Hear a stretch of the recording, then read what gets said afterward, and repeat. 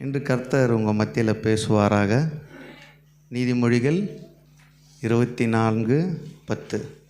ஆபத்து காலத்தில் நீ சோர்ந்து போவாயானால் உன் பலன் குறுகினது. நான் எதை குறித்து நான் பேச போகிறேன்னா, நீ சோர்ந்து போகிற போதெல்லாம், அல்லேலூயா, நீ சோர்ந்து போவாயானால். நிறைய வாட்டி நான் பேசியிருக்கேன் சோர்ந்து போகாதேன்ட்டு. நீ சோர்ந்து போவாயானால், hallelujah, you become worried or tired. நீ சோர்ந்து போவாயானால். எதெல்லாம் நம்ம சோர்ந்து போகிறோம் இன்றைக்கி? டக்குன்னு சொல்லுங்களேன். அப்போ நிறைய விஷயத்தில் நம்ம சோர்ந்து போகிறோம். இப்போ நிறைய பேர் என்ன சொன்னால், ஏதோ ஒரு விஷயத்துக்காக நம்முடைய மனமும் உடலும் சில நேரத்தில் எது சோர்வடையும்? மனசு மட்டும்தான், ஆத்மா மட்டும்தான் சோர்வடையும். உடலில் பலன் இருக்கும். இப்போ ஜுரம் அடிக்குதுன்னா என்ன ஆகும்? உடம்புல தான் சுகம் இருக்காது, ஆத்மாவில் பலன் இருக்கும். அல்லேலூயா. ஆனால் ஆத்மாவில் சோர்வு அடைஞ்சிச்சின்னா உடலையும் என்ன பண்ணிடும்? சோர்வடைய செய்திடும். அல்லேலூயா. ஆபத்து காலத்தில் நீ சோர்ந்து போவாயானால் உன் பலன் குறுகினது. அல்லேலூயா. 3 சோர்வுகளை குறித்து நான் சொல்கிறேன். ஆபத்து காலத்தில் சோர்ந்து போகவே கூடாது. பக்கத்தில் தட்டி சொல்லுங்கள், ஆபத்தில் சோர்ந்து போவாத, உன் பலன் குறுகி போயிடும். அல்லேலூயா. அப்போ பலன் நமக்கு அதிகமாக இருக்குது, சோர்ந்து போகும்போது என்ன ஆகிடுது? கம்மியாகிடுது. அல்லேலூயா. சங்கீதக்காரனாக தான் சொல்கிறான், ஆபத்து காலத்தில் என்னை நோக்கி கூப்பிடு, நான் உன்னை விடுவிப்பேன். 50:15 சொல்கிறான், ஆபத்து காலத்தில் என்னை நோக்கி கூப்பிடு, நான் உன்னை விடுவிப்பேன், நீ என்னை மகிமைப்படுத்துவாய். அல்லேலூயா. ஆபத்து வந்தால் தாங்க தெரியும்னு நம்ம சொல்கிறோம். ஆனால் அந்த நேரத்தில் பலன் இருக்கணும். அல்லேலூயா. பெரிய ஆபத்து நம்ம கண்முள்ள இல்லைங்க, ஆனால் சின்ன சின்ன விஷயத்தை நம்ம ஆபத்தாக நினைக்கிறோம். அல்லேலூயா. இன்டர்வியூ அட்டன் பண்ணுறவங்களாம் பாருங்களேன், ஃபஸ்ட்டு 2-3 இன்டர்வியூ போனோடனே ரிஜெக்ஷன் வந்தோடனே என்ன பண்ணிவிடுவோம்? சோர்ந்து போக அடுத்த இன்டர்வியூக்கு போகும்போது பலன் இருக்கும். தெரிஞ்சது கேட்டால் கூட நம்மளுக்கு என்ன ஆகும்? பேச முடியாது. ஏன்னா மனதில் என்ன ஆகிடுது? சோர்வு உண்டாயிடுது. அல்லேலூயா. முயற்சிகள் தோல்வி அடைய நம்முடைய பலன் குறைஞ்சி இறங்கினே வருது. அல்லேலூயா. ஆபத்து நாளில் சோர்ந்து போவாயானால் உன் பலன் குறுகினது. அல்லேலூயா. மெயினாக எப்போ சோர்வு வரக்கூடாதுன்னா, ஆபத்து வரும்போது சோர்வு வரவே கூடாது. இன்னும் உற்சாகமாக எழும்பி நிற்கணும். அல்லேலூயா. அதே 46:1 சொல்கிறான், தேவன் நமக்கு அடைக்கலமும் பலனும் ஆபத்து காலத்தில் அனுகூலமான துணையுமானவர். அல்லேலூயா. ஆபத்து வரும்போதெல்லாம் அவர் நமக்கு துணை செய்கிறவர். ஆனால் நம்ம மனசு என்ன சொல்லுது? இப்போது ஃபஸ்ட்டு பிரதர் சொன்னார், இன்றைக்கி காலையில் எழும்பினோடனே 10,000 ரூபாய் எனக்கு தேவைன்னொடனே என்ன ஆகிடுது? டவுனு ஆகிடுது. அதுக்கப்புறமா பைபிளும் எடுக்க மாட்டோம், ஜெபமும் பண்ண மாட்டோம். ஆனால் பலனோடு நிற்கணும். அல்லேலூயா. போராட்டத்தை தாங்க கர்த்தர் பலன் தருவார். தான் சொல்லுது, தேவன் நம் அடைக்கலமும் பலனும் ஆபத்து காலத்தில் அனுகூலமான துணையுமானவர். ஆபத்தில் அவர் நம்மோடு இருப்பார். ஆனால் இன்றைக்கி பிரச்சனை என்னென்னா, ஆபத்து வந்த உடனே மனசு என்னால் ஒன்றுமே செய்ய முடியாதுன்னு முடிவு கட்டின உடனே என்ன ஆகிடுதுன்னா, உடம்பு சோர்வாயிடுது, பலனை இழந்துடும். அல்லேலூயா. இன்றைக்கி உலகம் ஃபுல்லாக ஒரு பிரச்சனை ஓடின்னு இருக்குது, டிப்ரெஷன், மன அழுத்தம். கரெக்டுங்களா? மன அழுத்தம். எதனால் மன அழுத்தம் வருது? சோர்வு அதிகமாக நம்ம அழுத்த என்ன ஆகிடுது? மன அழுத்தம். உடனே ஸ்ட்ரெஸ்ஸு. அதுக்கு ஒரு இடம் போகணும், காலையில் 20 மணி நேரம் வாக்கிங் பண்ணணும். எதனால்? ஆபத்து காலத்தில் சோர்ந்து போகிறதுனால. அல்லேலூயா. அப்போ ஆபத்து நாளில் நம்மளுடைய பலனை நம்ம இழக்கக்கூடாது. ஆனால் நமக்குள்ளே பலன் இருக்கா இல்லையா? நல்லா வீட்டில் பேசின்னு இருப்போம், ஒரே ஒரு வார்த்தையில் பிரச்சனை ஸ்டார்ட் ஆகும். அந்த பிரச்சனையினால் எல்லாருடைய மனசு என்ன ஆகிடும்? சோர்வு உண்டாக்கிடும். அல்லேலூயா. அது வரைக்கும் நல்லா போனால் அந்த எல்லாருக்கும் பலன் நல்லா இருக்கும். அந்த சோர்வு உண்டான பிறகு வீட்டில் ஒரு அமைதி உண்டாகி அது என்ன ஆகிடும்? எல்லாருடைய பலனை இழக்க செய்யும். அல்லேலூயா. தொடர்ந்து முயற்சி செய்வீங்க. தோல்வி வர வர என்ன ஆகிடும்? சோர்வு உண்டாயிடும். அல்லேலூயா. பக்கத்தில் தட்டி சொல்லுங்கள், எத்தனை தோல்விகள் வந்தாலும் கர்த்தர் உனக்கு பலன் தருவார். அல்லேலூயா. யார் யாரெல்லாம் பலனோடு நிற்கிறீங்களோ ஜெயத்தோடு இருப்பீங்க. அல்லேலூயா.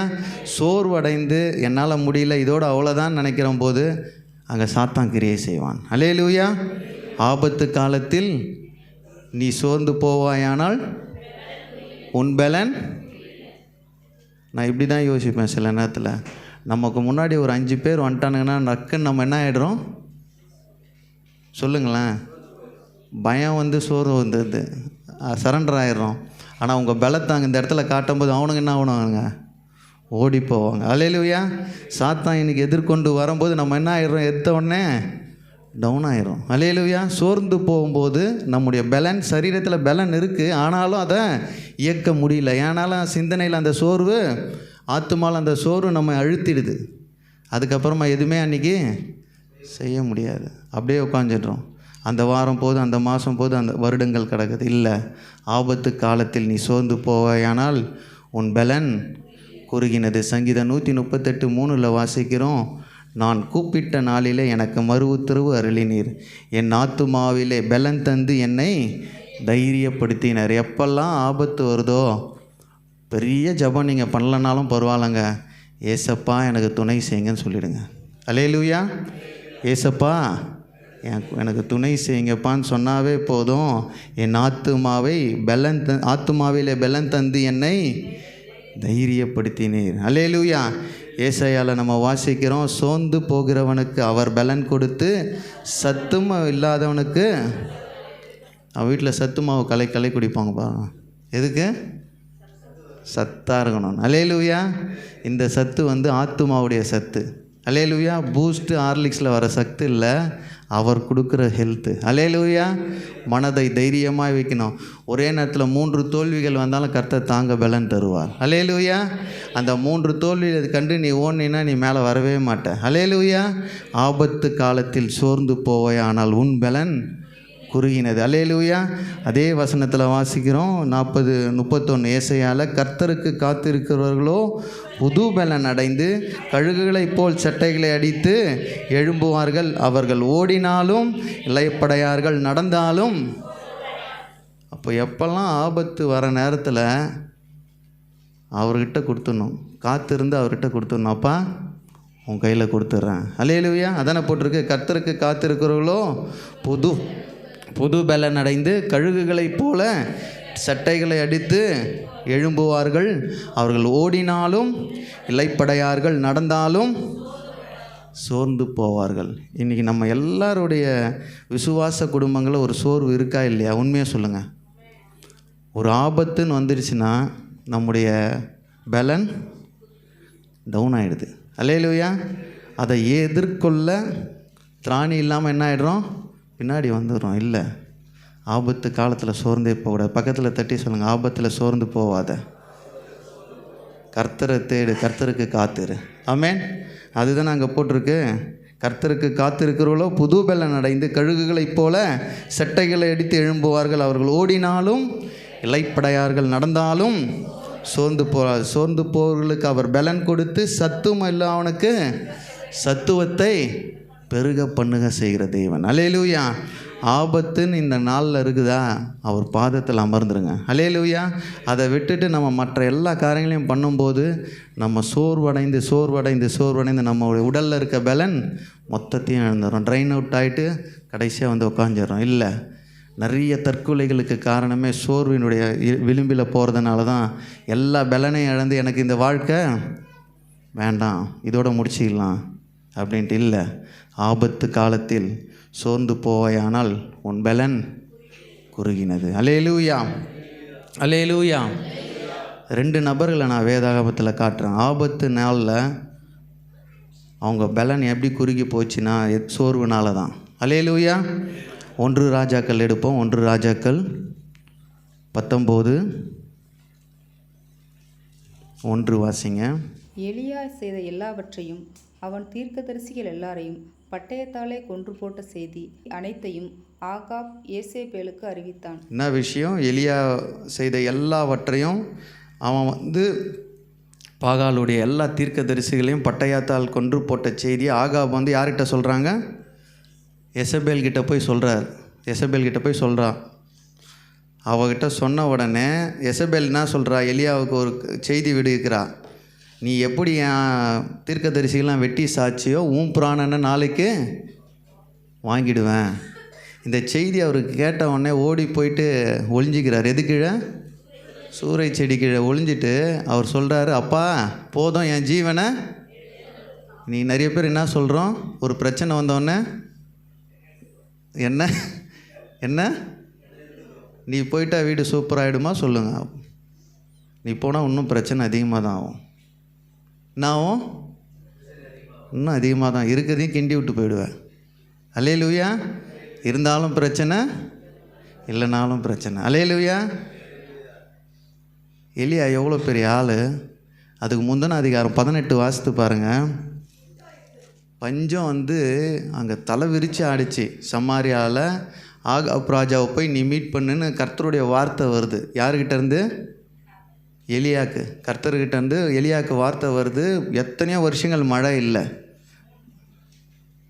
அப்போ என்ன ஆகுது? அங்கே வறட்சி. தேசத்தில் சாப்பிட்றதுக்கு தானியம் இல்லை. ஆனால் எலியாக்கு கர்த்தருடைய வார்த்தை வருது, நீ போய் ராஜாவை பாரு. அல்லேலூயா. ராஜாவை பார்த்து பேசு, உன்னை வச்சு நான் அற்புதத்தை செய்வேன்னு. அல்லேலூயா. அந்த அதிகாரம் வீட்டில் போய் ஃபுல்லாக வாசித்து பாருங்க. நான் ஏற்கனவே ஒரு வாட்டி எடுத்துருக்கிறேன். அவங்களுடைய பாகாலை வணங்குறாங்க ஜனங்கள். யாரும் எதை வணங்குறாங்க? ஏசாப்பா விட்டு ஒரு சொர்பத்தை வணங்குறாங்க, பாகாலை வணங்குறாங்க. அவங்கக்கிட்டேயும் தீர்க்கதரிசிகள் இருக்கிறாங்க, நம்மக்கிட்டேயும். இங்கே இருக்க எல்லா தீர்க்கதரிசியும் வெட்டி சாச்சிட்டானுங்க. உபதியா மட்டும் ஒரு 100 பேரையும் 50 பேரையும் ஒழுக்கி குகையில் வச்சுருக்கிறான். 450 பேருக்கும் சவால் விடுறான். 2 கண்ணுக்குட்டி எடுத்துன்னு வாங்க, காளையை எடுத்துகிட்டு வாங்க, 2 பேரும் பலிபீடத்தில் வைப்போம். உன் தெய்வம் பெருசா, என் தெய்வம் பெருசான்றான். எவ்வளோ தைரியம் இருக்கும் பாருங்களேன். நாட்டில் பஞ்சம், கர்த்தருடைய வார்த்தையை கேட்டுட்டு தைரியமாக நிற்கிறான். 450 பேர் எதிர்க்க ஆகாப் எதிர்க்க சொல்கிறான், காளையை பலி கொடுக்கலாம், எந்த இறைச்சியை தெய்வம் எடுத்துக்குதோ வணங்குறேன். அதுதான் அந்த மக்கள்கிட்ட சொல்கிறான், குந்தி குந்தி நடக்காதீங்க. அல்லேலூயா. இந்த சைடும் போகிறது சண்டேலையும் இப்படி இருக்கிறது, மீதி 6 நாள் வெளியில் இருக்கிறீங்க.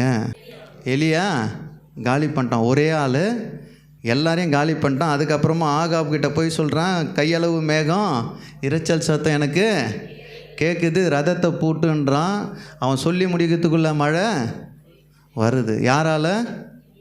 எலியாவால். எவ்வளோ பெரிய அற்புதத்தை பண்ணான். எல்லா விஷயத்தையும் முடிச்சிட்டான்.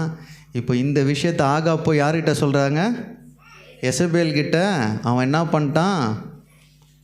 அவன் தெய்வத்தை ப்ரூவ் பண்ணிட்டான். நம்ம எல்லாரையும், நம்மளுடைய தீர்க்கதரிசி எல்லாரையும், அதுதானே அந்த 1வது வசனத்தில் என்ன போட்டிருக்கு? எலியா செய்த எல்லாவற்றையும் அவன் தீர்க்கதரிசிகள் எல்லாரையும் பட்டயத்தாலே கொன்று போட்ட செய்தி அனைத்தையும் ஆகாப் எசபேலுக்கு அறிவித்தான். இந்த செய்தியை கேட்டவனே எசபேல் என்ன பண்ணுறா? இவனை சாவடிச்சிருவான்னு ஒரு செய்தி தான் கொடுக்குறா. இப்போ நல்லா கேட்டுங்க, யாருக்கு பவர் அதிகம்? இப்போ தான் அவர் அசைன்மெண்ட்டை முடிச்சுட்டு வராரு. ஒரே ஒரு செய்தி தான் வருது, உன்னை நான் போட்டு தள்ளிடுவேன். உடனே இவர் என்ன சொல்லிட்டாரு? ஏசப்பா கிட்ட போய் முறிச்செடி கீழே என்னை எடுத்துங்கப்பா. ஏன்னா மனசில் அவனுக்கு ஆபத்து காலத்தில் சோர்வு அடைஞ்சிட்டான். ஆனால் அவனுக்கு பலன் பெரிய பலன். 450 பேரை வெட்டி சாய்த்தவன், அக்கினியை இறக்கினவன், அதே வானத்துலேருந்து மழையும் இறக்கினான். யார்? எலியா. அல்லேலூயா. இன்றைக்கு கர்த்தர் உங்கள் கையில் நல்ல பலனை கொடுத்துருக்கிறார். அல்லேலூயா. எலியாவின் பலன் உங்கள் கிட்டே இருக்குது. ஆனால் ஆபத்து காலத்தில் நம்ம என்ன சொல்லிடுறோன்னா, நம்ம வாயின் வார்த்தைகளும் கரெக்டாக இருக்கணும். நம்ம என்ன சொல்லிடுறோம்? அப்பா என்ன எடுத்துக்கோ, இந்த வாழ்க்கை போதும். இல்லை, உன் பலன் குறுகினது. அல்லேலூயா. எலியா சொன்ன ஒரே ஒரு வார்த்தை, முறிச்செடி கீழே போய், அப்பா எனக்கு போதும்ப்பா. அதுதானே சொல்கிறான். அந்த முறிச்செடியில் கீழே போய் என்ன சொல்கிறான்? போதும். அவன் வனாந்திரத்திலே ஒரு நாள் பிரயாணம் போய் சூறைக்கடியில் உட்கார்ந்து நான் சாக வேண்டும் என்று கோரி, போதும் கர்த்தாவே, என் ஆத்துமாவே, எந்த காரணத்திலையும் சொல்லக்கூடாது. அல்லேலூயா. ஆபத்து காலத்தில் நீ சோர்ந்து போவாயானால் உன் பலன். அதுக்கு ரிசல்ட் என்ன ஆயிடுச்சின்னு நான் சொல்லிடுறேன் பாருங்களேன் குயிக்கா. இதெல்லாம் சொன்ன பிறகு கர்த்தருக்கு மனசே உடஞ்சிச்சு. இவனை வச்சு என்ன பண்ணோம்? அக்கினியை இறக்கணும், மழையை கொடுத்தோம், இவன் கைனால் எல்லாரையும் முறியடித்தான். ஆனால் இப்போ என்ன சொல்கிறான்? ஒரே ஒரு ஆளுக்கு பயந்துக்குன்னு. இன்றைக்கி நிறைய பேர் ஒரே ஒரு ஆளுக்கு தான் பயப்படுறோம். அல்லேலூயா. இந்த உலகத்தில் யாருக்குமே பயப்பட தேவையில்ல. அல்லேலூயா. ஆபத்து காலத்தில் யாருக்குமே பயப்படக்கூடாது.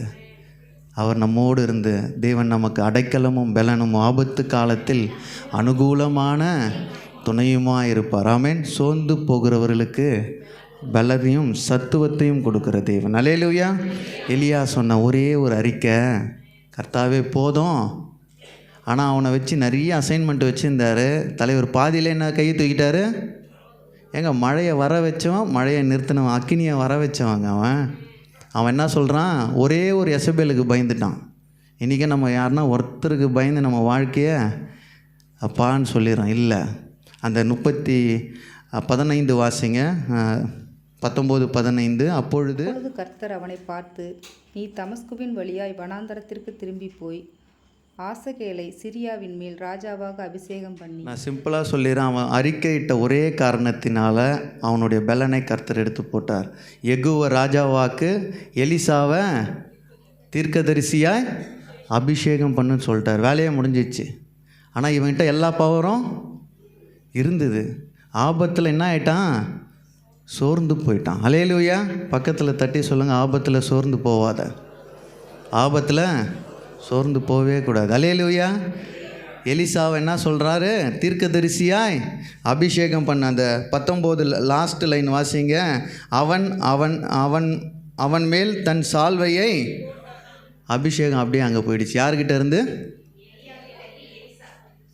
ஏன்னா ஆபத்தில் சோர்ந்து போவாயானால் உன் பலன்.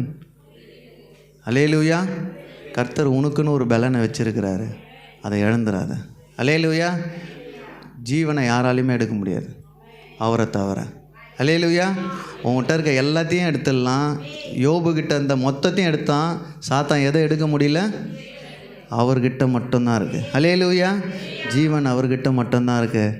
நம்ம பேசும்போது ஆபத்து நாளில் அவர் கூடவே இருக்கணும், ஜபத்தில் இருக்கணும். அல்லேலூயா. ஆபத்து உங்களை நெருக்கும் போது அவருடைய பாதத்தில் அமர்ந்திருந்தேன் சங்கீதக்காரன் சொல்கிறான். அல்லேலூயா. எலியா பண்ண ஒரே ஒரு காரணம், அவன் எல்லா விஷயத்தையும் பண்ணி முடித்தான், எல்லாரையும் அடித்தான், கர்த்தர் சொன்னதெல்லாம் செய்தான். ஒரே ஒரு எசபேலுக்கு ஆபத்து நாளில் தன்னுடைய நம்முடைய பயத்தினால் சோர்ந்து போனான். அல்லேலூயா. சோர்ந்து போனதுடைய ரிசல்ட்டு கர்த்தர் சொல்ல, நேராக போயிட்டு யெகூவ ராஜாவை அபிஷேகம் பண்ணு, எலிசாவை தீர்க்கதரிசியாக அபிஷேகம் பண்ணு. அதுக்கப்புறம் எலிசா உள்ளே வர்றார். அல்லேலூயா. எந்த காரணத்துலையும் ஆபத்தில் சோர்ந்து போகவே கூடாது. அல்லேலூயா. ரெண்டாவது ஒரு நபரை நான் குயிக்காக சொல்லிடுறேன். என்னாகமும் 11. இது எல்லாருக்கும் தெரிஞ்ச ஒரு என்னாகமும்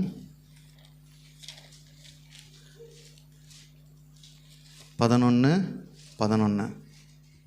அப்பொழுது மோசே கர்த்தரை நோக்கி, நீர் இந்த ஜனங்கள் எல்லாருடைய பாரத்தையும் என்மேல் சுமத்தினதினால் உமது அடியானுக்கு உபத்திரவம் வர பண்ணினதென்ன? உம்முடைய கண்களில் எனக்கு கிருபை கிடையாதே போனதென்ன? மோசே என்ன சொல்கிறாரு? எதனால்?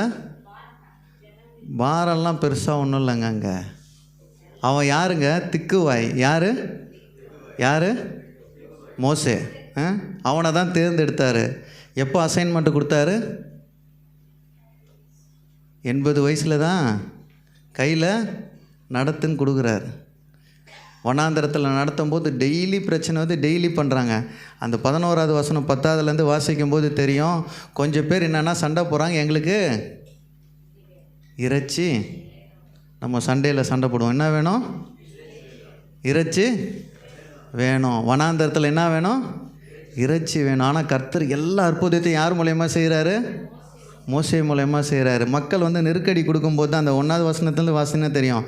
கடைசியாக என்ன சொல்கிறான் இவன்? என் உபத்திரவத்தை நான் காணாதபடிக்கு இப்பொழுதே என்னை கொன்று போடும் என்று ஆபத்து காலத்தில் சோர்ந்து போவாயானால் உன் பலன் குறுகினது. அல்லேலூயா. இவனுக்கு பெரிய ஆபத்தெல்லாம் ஒன்றும் இல்லைங்க. எத்தனையோ லட்சம் மக்களை 40 லட்சத்துக்கு மேலே கையில் கொடுத்து நடத்தின்னு போன்றாரு. அற்புதமாக போயின்னு இருக்கு. ஒரு மக்கள் கூடி என்ன சொல்லாங்க, எங்களுக்கு இன்றைக்கி எகிப்தில் இருந்தால் சூப்பராக எங்களுக்கு பீஃப் கிடச்சிருக்கும், இங்கே வனாந்திரத்தில் கிடைக்கல. உடனே இவனுக்கு என்ன ஆகிடுது, ஜபம் எப்படி மாறுது, என்னை நீ மறந்துட்ட, என்னை நீ தான் கூப்பிட்ட, எல்லாம் பண்ண. நீ நம்ம ஜோம் பண்ண பார்த்துருக்கீங்களா? இத்தனை வருஷமாக சர்ச்சுக்கு போகிறான், ஒன்றும் நடக்கலை, ஒன்றும் நடக்கலை, ஒன்றும் நடக்கலை, ஒன்றும் நடக்கலை, ஒன்றும் நடக்கலை. அந்த மக்கள் சொல்ல சொல்ல சொல்ல இவன் என்ன ஆகிட்டான், என்னை இந்த வார்த்தையெல்லாம் நான் கேட்கணுமா? நிறைய பேர் வீட்டில் சொல்லுவோம், இதெல்லாம் நான் கேட்டு நீங்கள் வாழணுமா? இல்லை. ஆபத்து நேரத்தில் சோர்ந்து போனீங்கன்னா உன் பலன் குறுக்கிடும். அல்லேலூயா, அல்லேலூயா. அதிலே 15 வாசிட்டு 25 வாசிங்க. அதனுடைய பலன் என்னன்னா, அவன் சொன்ன ஒரே ஒரு வார்த்தையினால் கர்த்தர் அங்கே எப்படி கிரியை செய்கிறார் பாருங்க. 24 வாசிங்க. அப்பொழுது மோசே புறப்பட்டு கர்த்தருடைய வார்த்தைகளை ஜனங்களுக்கு சொல்லி ஜனங்களின் மூப்பரில் 70 பேரை கூட்டி கூடாரத்தை சுற்றிலும் அவர்களை நிறுத்தினான். கர்த்தர் மேகத்தில் இறங்கி அவனோடே பேசி அவன் மேலிருந்த ஆவியை மூப்பராகிய அந்த 70 பேர் மேலும் வைத்தார். அந்த ஆவி அவர்கள் மேல் வந்து தங்கின மாத்திரத்தில் தீர்க்க தரிசனம் சொன்னார்கள். சொல்லி பின்பு ஓய்ந்தார்கள். கர்த்தர் என்ன சொல்கிறாரு, உன் மூப்பர்கள், இப்போ நம்ம சபையில் மூப்பர்களை மாதிரி 70 மூப்பர்களை கூட்டிகிட்டு வந்து சபையில் கூடாரத்துக்குள்ளே நில்லுன்றாரு. ஏன்னா இவன் என்ன சொல்லிட்டான், என்ன கொன்று போட்டுடுங்க, இந்த ஜனங்களை இனிமேல் என்னால் நடத்த முடியாது, குடும்பத்தை நடத்த முடியலன்னு நம்ம என்ன சொல்லிடுறோம், அப்பா என்ன தூக்கிடுங்கன்றோம். இல்லை. அல்லேலூயா. ஆபத்து நாளில் சோர்ந்து போவையானால் உன் பலன். மோசே சொன்ன ஒரே வார்த்தை, அவனுடைய ஆவியை எத்தனை பேருக்கு பிரித்து கொடுக்குறாரு? 70 பேருக்கு. அப்போ இவன் எவ்வளோ பவர்ஃபுல்லான ஆள். அல்லேலூயா. நம்மக்கிட்ட பவர் இருக்குது, ஆனால் நம்ம வேஸ்ட் பண்ணிடுறோம். அல்லேலூயா. அந்த அபிஷேகத்தை நம்ம வீணடிச்சிடுறோம். நம்ம வாயின் வார்த்தையினால் என்ன ஆகிடுது, தாறுமாறாக போகுது. அவன் சொன்ன ஒரு வார்த்தையினால் கர்த்தர் கூடாரத்தில் இறங்கி இவனுடைய அபிஷேகத்தை 70 பேருக்கும், அங்கே அதானே போட்டிருக்கு, மேகத்திலிருந்து இறங்கி அவனோட பேசி அவன் மேல் இருந்த ஆவியை மூப்பராகிய அந்த 70 பேர் மேலும் வைத்தார். அடுத்தது வாசிங்க.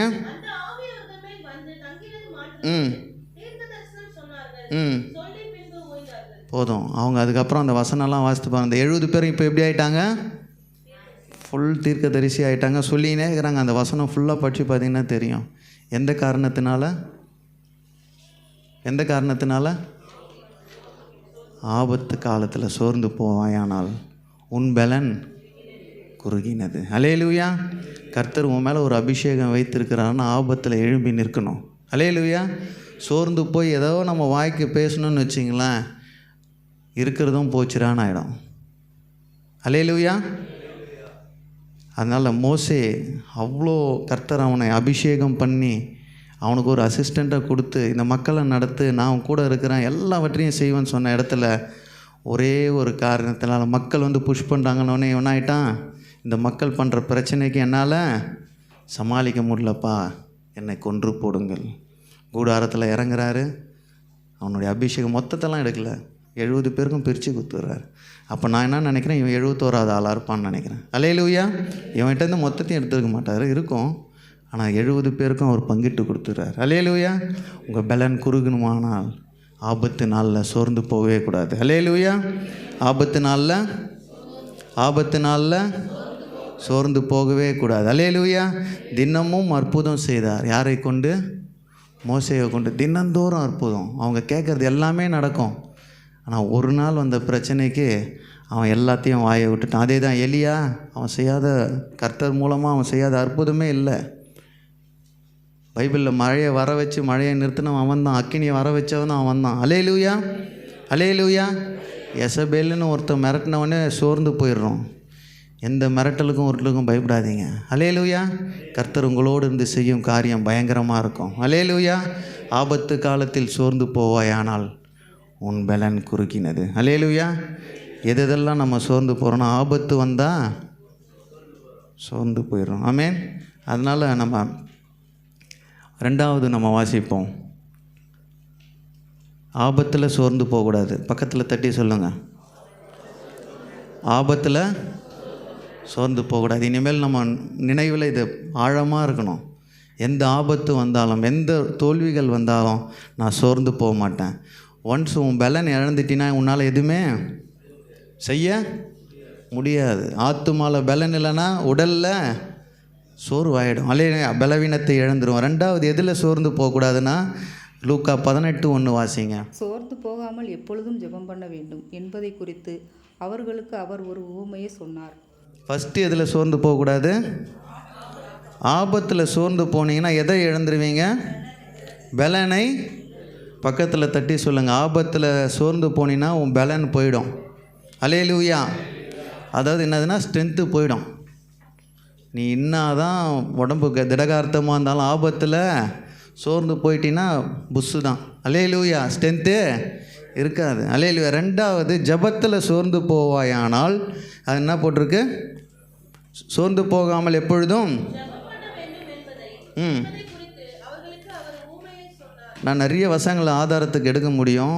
ஜபத்தில் நீ சோர்ந்து போனேன்னா பலனே வராது. பக்கத்தில் தட்டி சொல்லுங்கள், ஜபத்தில் சோர்ந்து போனீன்னா பலனே வராது. பலன்னா தெரியும்ல, ரிவார்ட் ஆர் ரிசல்ட்டு. எது வராது? ஜபத்தில் சோர்ந்து போகிற யாருக்கும் எதுவும் வராது, பலன் வராது. அல்லேலூயா. ஒரு ஓமையை சொல்கிறார் எப்படி ஜெபம் பண்ணோன்ட்டு. எப்படி ஜெபம் பண்ணோம்? ஒரு அசுத்தமான ஒரு நியாயாதிபதி இருக்கிறான். நியாயம் விசாரிக்கிற தகுதி இல்லாதவன், அவன் தான் நியாயாதிபதி. போய் விதவி என்ன சொல்கிறா? ஒரு கோரிக்கை வைக்கிறா. ஒரு நாள் போகிறா, ரெண்டாவது நாள் போகிறா, மூணாவது நாள் போகிறா, போயினே இருக்கிறா. எவ்வளோ நாள் போகிறா? அவனுக்கு வெறுப்பு வர வரைக்கும். யாருக்கு? நியாயாதிபதிக்கு. எப்பா இதை மூஞ்சி இனிமேல் என் சரித்திரத்தில் வேணாம், அவளுக்கு வேலையை முடிக்கணுன்ற வரைக்கும் போனவொடனே நியாயாதிபதி என்ன செஞ்சிடறான்? இவளுக்கு நியாயம் விசாரித்து ஆக வேண்டும். அதுதான் அது என்ன சொல்கிறாரு? எப்படி ஜெபிக்க சோர்ந்து போகாமல் எப்படி ஜெபம் பண்ண வேண்டும் என்பதை குறித்து அவர்களுக்கு அவர் ஒரு ஓமையை சொன்னார். இன்றைக்கி நம்ம ஜெபம் எப்படின்னா, காலையில் 6 மணிக்கு பண்ணால் 8 மணிக்கு நம்மளுக்கு வந்துடணும் அக்கௌண்ட்டில். கரெக்டா? சொல்லுங்களேன். டக்குன்னு ரிசல்ட்டு வரணும். ஜபத்தில் சோர்ந்து போகவே கூடாது. பக்கத்தில் தட்டி சொல்லுங்கள், ஜபத்தில் சோர்ந்து போகாத, பலனே வராது. ஆமென். ரிசல்ட்டே வராது. வாக்குத்தத்தங்கள் நிறைவேற கர்த்தர் சில காலங்களை வைத்திருப்பார். அல்லேலூயா. சில காலங்களில் உனக்கு உடனே கொடுத்துட்டா நீ அதை ஆளுகையும் செய்ய மாட்டேன். அல்லேலூயா. அதான் நான் சொன்னேன், இப்போ டக்குன்னு எனக்கு ஒரு 10,000 விசுவாசியை கொடுத்தா என்னால் ஆளுகை செய்ய முடியாது. அந்த ஞானமும் திறமையும் என்கிட்ட இருக்காது, பலன் இருக்காது. அல்லேலூயா. அவருக்கு தெரியும் எப்போ கொடுக்கணும்னு. அல்லேலூயா. ஜபத்தில் சோர்ந்து போனால் பலன் கிடைக்காது, ரிவார்டும் இருக்காது, ரிசல்ட்டும் இருக்காது. ஆபத்தில் சோர்ந்து போவாயானால் உன் பலன் அது ஸ்ட்ரென்த்து போயிடும், இதில் ரிசல்ட்டே வராது. அதனால் ஜபத்தில் யார் யாரெல்லாம் வைக்கிறீங்களோ கர்த்தர் ஏற்ற நேரத்தில் செய்வார். அந்த விதவை எப்படி அந்த நியாயாதிபதிகிட்ட போனால் தினந்தோறும் போய் டோரை தட்டுவா போலகுது. அவன் திறக்கலனாலும் இவன் என்ன பண்ணுவான்? போய் தட்டிட்டு வந்துடுவா. ஏன்னா அவன் டெய்லி பார்த்தன்லாம் சொல்லலை, ஆனால் தினந்தோறும் கதவை தட்டி கொண்டே இருந்தாள். ஆனால் ஒரு நாள் அந்த நியாயாதிபதிக்கு என்ன ஆயிடுச்சு? இவளுக்கு என்னை ரொம்ப தொந்தரவு பண்ணுறாப்பா இவ. அல்லேலூயா. இவளுக்கு ஏதாவது செஞ்சிடணும். அல்லேலூயா. நம்முடைய ஜபத்தில் கர்த்தர்கிட்ட எப்போவுமே உறவாடிக்கினே இருக்கணும். இப்போ பிரச்சனை என்னென்னா நம்ம கேட்குறதில்ல, அவர் கேட்கல, என்ன கேட்கலன்னு சொல்லிட்டு அப்படியே வெளியில் வந்துடுறோம். இல்லை, அவரோடு உறவாடும்போது, ஜபத்தில் தரித்திருக்கும்போது பலன் தருகிற தெய்வனாக இருப்பார். ஒரே ஒரு விஷயத்த சொல்லிவிட்டு நான் முடிச்சிடறேன். 3வது, ஃபஸ்ட்டு எதில் சோர்ந்து போகக்கூடாது? பலன் இழந்துருவீங்க. 2வது, ஜபத்தில் சோர்ந்து போனால் பலன் கிடைக்காது. 3வது, நன்மை செய்வதில் சோர்ந்து போனால் நலன் கிடைக்காது. அல்லேலூயா. எதில்? நன்மை செய்வதில் சோர்ந்து போகவே கூடாது. அல்லேலூயா. நான் வசனங்களை மட்டும் சொல்லிடுறேன். 2 தெசலோனிக்கேயர் 3:13. 2 தெசலோனிக்கேயர் 3:13 எடுத்து வாசிங்க. சகோதரரே, நீங்கள் நன்மை செய்வதிலே சோர்ந்து போகாமல் இருங்கள். நீங்கள் நன்மை செய்வதிலே, நிறைய பேருக்கு நீ நன்மை செய்கிறதுனால துன்பம் அதிகமாக இருக்குது, கவலையே படாதீங்க, கர்த்தர் அதை பார்த்து கொண்டு இருக்கிறார். அல்லேலூயா. நான் விசுவாசிக்கிறேங்க. நீங்கள் எவ்வளோ கஷ்டத்தில் இருந்தாலும் முடிவு பண்ணுங்கள், உங்கள் வாழ்க்கையில் ஒருத்தரை படிக்கிறதுக்கு கிடைக்கும், அதான் நலன். யாருக்கிட்ட இருந்து வரும் அது? அந்த நலன் யார்கிட்ட இருந்து வரும்? ஏசப்பா கிட்ட இருந்து வரும். ஆமென். சோர்ந்து போகாமல் நற்கிரைகளை செய்து மகிமையும் கனத்தையும் அழியாமையும் தேடுகிறவர்களுக்கு நித்திய ஜீவன் அளிப்பார். அல்லேலூயா. நன்மை செய்கிற மக்களாய் நம்ம இருக்கணும். அல்லேலூயா. நன்மை செய்ய சோர்ந்து போகக்கூடாது. கலாத்தியர் 6:9 எடுத்து வாசிப்பாங்க. நன்மை செய்கிறதினால் சோர்ந்து போகாமல் இருப்போமாக. நாம் தளர்ந்தும் போகாதிருந்தால் ஏற்ற காலத்தில் அறுப்போம். அல்லேலூயா, அல்லேலூயா. நிறைய பேர் அந்த வசனம் வாசிப்போம். சிறுவர்களை எதை செய்கிறீர்களோ அதை எனக்கே செய்தீர்கள். அல்லேலூயா. அவர் நன்மை செய்கிறவராய் சுற்றி திரிந்தார். 2 பாட்டிமாவுக்கு போய் ரோட்டில் சாப்பாடை கொடுத்துட்டு ஃபேஸ்புக்கில் போகிறது நன்மை கிடையாது. அல்லேலூயா. 2 ஸ்கூல் பசங்களுக்கு போய் ஷூவை வாங்கி கொடுத்துட்டு அதை எல்லா இடத்துலையும் ஃபோட்டோ பிடிச்சி போடுறது நன்மை கிடையாது. அல்லேலூயா. நன்மை செய்கிறதில் சோர்ந்து போகவே கூடாது. அல்லேலூயா. 3 விஷயங்களை சொன்னேன். எதில் சோர்ந்து போகக்கூடாது? ஆபத்தில் சோர்ந்து போனீங்கன்னா உங்கள் பலன் குறுக்கி போயிடும். ஜபத்தில் சோர்ந்து போனீங்கன்னா உங்களுக்கு பலனே வராது, ரிசல்ட்டும் இருக்காது, ரிவார்டும் இருக்காது. 3வது, நன்மை செய்வதில் சோர்ந்து போனீங்கன்னா உங்களுக்கு நலன் கிடைக்காது, நித்திய ஜீவனே இருக்காது. நீங்கள் உலகம் முழுவதும் நீங்கள் எல்லாத்தையும் பண்ணியிருக்கலாம், உங்கள்கிட்ட நற்கிரிகள் இல்லைன்னு வச்சிங்களேன். இல்லாதவங்களுக்கு எல்லாவற்றையும் செய்ய உங்களுக்கு தகுதி இல்லை, இருந்தும் செய்யாமல் இருக்கிறவங்களுக்கு அந்த நித்திய ஜீவனை கிடைக்கவே கிடையாது. உங்கள்கிட்ட குட்னஸும் இருக்காது, வெல்ஃபரும் வராது. அல்லேலூயா. எல்லாம் எழுமி நிற்போம் இந்த காலை வேளையில். ஆண்டவரே, எங்கள் மத்தியில் பேசியிருக்கிறீங்க. எதெல்லாம் நாங்கள் சோர்ந்து போகக்கூடாதோ அந்த காரியங்களெல்லாம் எங்களை பலப்படுத்துங்க.